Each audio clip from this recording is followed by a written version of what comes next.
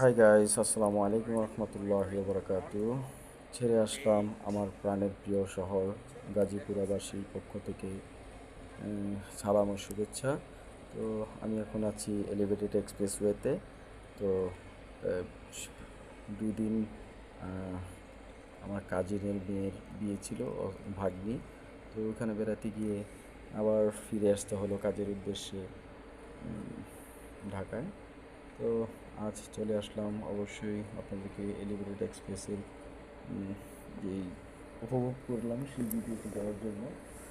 তো গাইস, আপনারা যে যেখান থেকে ভিডিওটি দেখছেন, শহরের কোলাহল থেকে এলিভেটেড এক্সপ্রেসওয়েতে ওঠার পরে আমার আমার গ্রামের বাড়ির কথা আর সারা রাত জেগে থাকার সেই স্বস্তিও ভুলে গেছি।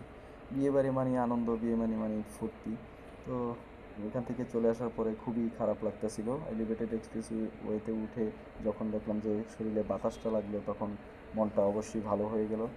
কিন্তু যখন কোলাহলের ভিতরে যাব, জনগণের সম্মুখে যাব, তখন আর ভালো লাগবে না।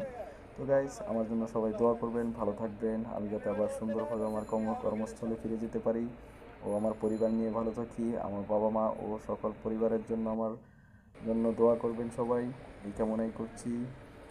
ভালো থাকবেন, সুস্থ থাকবেন। সবাইকে আমার তরফ থেকে সালাম ও শুভেচ্ছা।